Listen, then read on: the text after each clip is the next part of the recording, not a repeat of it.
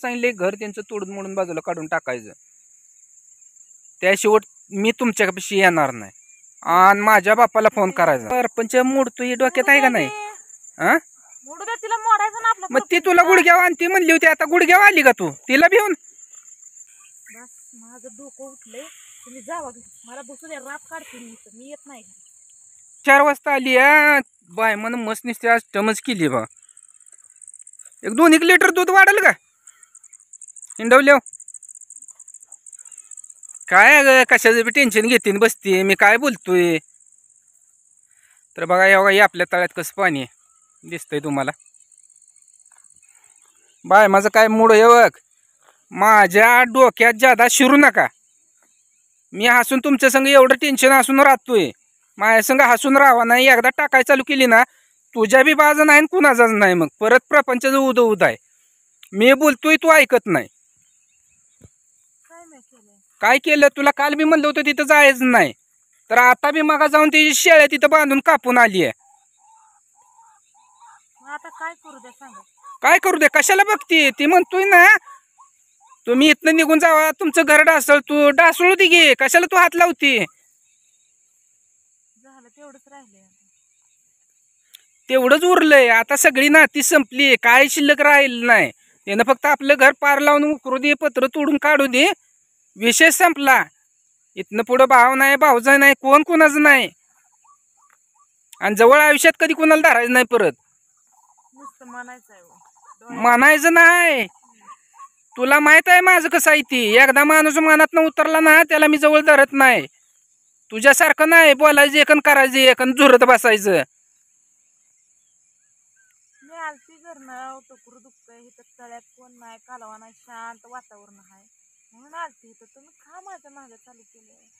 मी चालू केलं नाही, फक्त मला तू एक सांग, त्याच्या शेळ्यासनी तू मकवन घास आणून का टाकला? आता त्या जित्राबाचा काय दोष आहे? जित्राबा आपली येते का त्याची येते? कोणाची असू द्या, पण तू तसलं बोलू नको. जित्राबाला सांभाळायची तुझी काय गरज आहे? पण मला काय म्हणायचं, वर्धाला जी माणसं आपली घर मांडणार आहे ती तोडणार आहे ती, आपल्या प्रपंचाचं उद करणार आहे ती. बघू की माझी तोडू द्या, येऊ द्या, बायको ते नवरा काय काय करते ती कळल घे आपल्याला.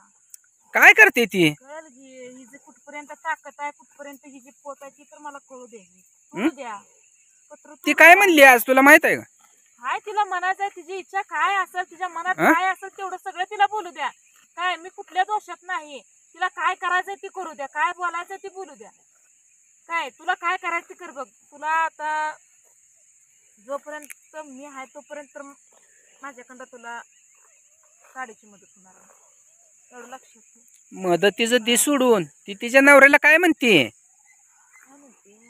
त्यांचं घर ज्या दिवशी तुम्ही तोडचाल मोडचाल ना आपल्या रानात ना हाकल चाल, त्या दिवशी मी तुमच्यापाशी येणार, तोपर्यंत येणार नाही. तुझा माझा संबंध नाही. आपल्या रानात पहिलं त्यांचं घर काढ. काय अशी जी नारळ केळ कापली ती आपल्याच माग लागली हात धुवून का? आपण सुखानं खातोय, आपलं आता चांगलं चाललेलं ह्यांच्या डोळ्यात आणि पोटात दुखायला लागलं काय? आपला व्यवसाय वाढला, आपल्याला आपण कष्ट करतोय, 4 पैसे येतात, आपली लेकरं बाळ चांगल्या शाळेत आपण घातली, आपलं आता चांगलं चाललंय, रुटीन लागली. तुम्ही दारू पिना, तुम्ही परपंचाला लागला, गुरुढोराकडे ध्यान द्यायला लागला, शेती पाण्यात ध्यान द्यायला लागला, तीच आता वाईट वाटायला लागलं या. अगं पण असं लोकांचं वाईट करून स्वतःची पोट कधी भरत नसते ती ग. तिचं वाईट कवाच केलं नाही, कवा तिच्याबद्दल वाईट विचार पण केला नाही. अवघड वाटायला लागले बाबा. ज्याला बारक्या लेकरासारखं सांभाळलं त्याची इतकी आज आकुड बुद्ध्या चालू झाली की त्यानं आपलं त्याच्या नवऱ्याला सांगितले घर त्यांचं तोडून मोडून बाजूला काढून टाकायचं, त्याशिवाय मी तुमच्यापाशी येणार नाही आणि माझ्या बापाला फोन करायचा नाही. काय माझ्यापाशी या? चला अजून तिकडली गुरं आणायची ती आपल्या रानातली.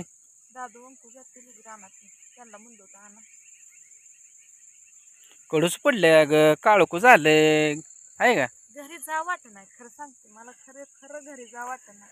आपली 2 लेकरं आहेत ती कुठं आहे ती? काय मला बघू वाट ना, काय करू वाट ना, मला डोकंच चाललं नाही. काय करू, कुणापाशी माझं गारान गाऊ, त्यातनं कसा मार्ग काढू, कशी वाट काढू, मला काय पण कळना. म्हणजे मला वाटलं सुद्धा नव्हतं एवढं वाढायला, एवढं होईल, एवढं मी स्वप्नात सुद्धा विचार केला नव्हता एवढं वाईट होईल. पण ही कुठली तोंडाने गेलंय आज. आणि त्याला कारणीभूत ठरली मी ना काय करून मी शेवटी कारणीभूत ठरली. वाईट वाटतं ह्या गोष्टीचं. ज्या व्यक्तीला आपण आपल्या बहिणीसारखं सांभाळलं होतं त्या व्यक्तीनं आज आपला कचरा केला. काय राखलं नाही त्या व्यक्तीने. तिचं तर राहून द्या, ती दुसऱ्याची परकीची आहे. पण ज्या धीराचं लग्नापासून सगळं बघितलं, ज्या धीराचं सगळं रँकीला लावलं, त्याच धीरानं आज पांग ठरलं. जर त्याचं सगळंच आम्हाला त्याची इस्टेट, त्याचं सगळं घर सगळंच पाहिजे होतं तर आम्ही त्याचं लग्नच होऊ दिलं नसतं. पोरगी बघून त्याचं लगीनच लावून दिलं नसतं. काय आम्ही जर खरंच कपटा असतो तर दुसऱ्याला चुकीचं ठरवताय. मान्य आहे मला. ती बोलती, तिला वाटतंय मी ती चुकत नाही, ती बरोबर बोलती. मला वाटतंय मी चुकत नाही, मी बरोबर वागते.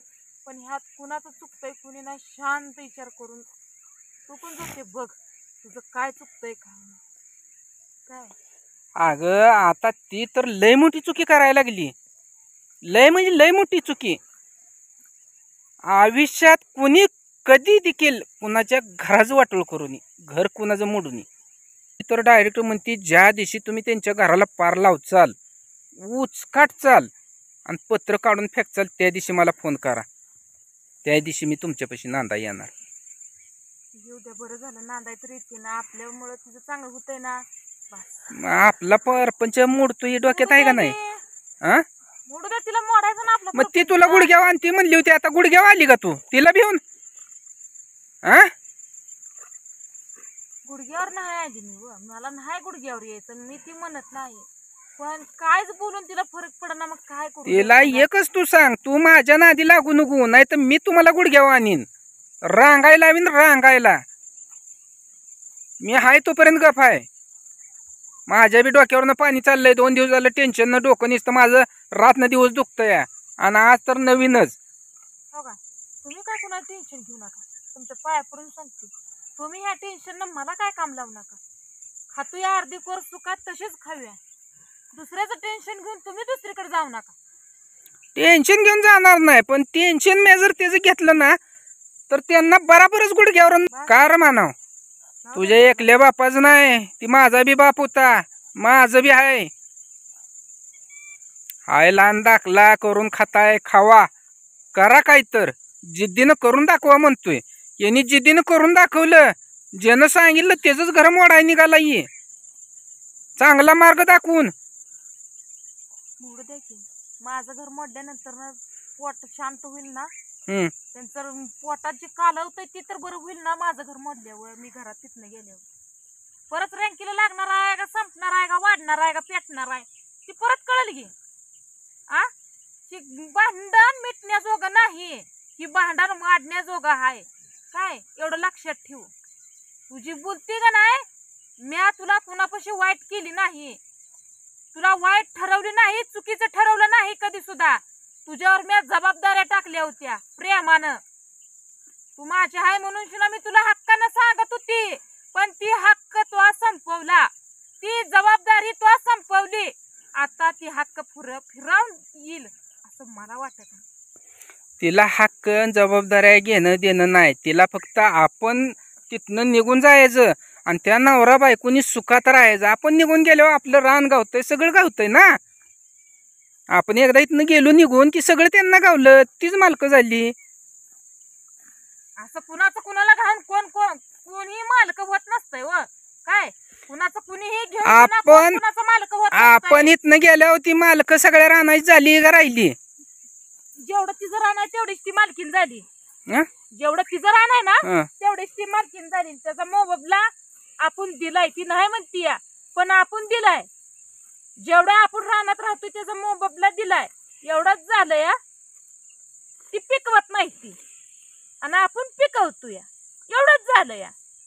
सख्या भावाच्या भाऊजया डोळ्यात ती काय म्हणते ती मला म्हणा येईना, सलाय लागलं. बोलूच नका काय. त्यांच्या पोटात असं का नाही, नुसती ढवळाढवळ व्हायला लागली. अहो ते शेती करता आम्ही रातना दिवस आबदलोय, तेव्हा ती पीक आलंय. त्यांना आम्ही काही नको पिकू म्हणलं नव्हतं. तुम्ही पिकवू नका, करा ना आमच्या संग जिद्दीनं करा, कसं येत नाही बघू. त्यांचं पण पिकलंय, पण तिला काय वाटतंय आपल्याला जे 3 गुंठ जास्त आहे, 2 गुंठ ती कमी पाहिजे. मग आता ती दाखलाय म्हणल्यावर विसा त्यानं टॉपचा उचलला का हलका उचलला? सगळं टॉपच उचललंय. मग ज्याला हलका असेल त्याला वाढवून देते ती का भारी असेल त्याला वाढवून देते ती?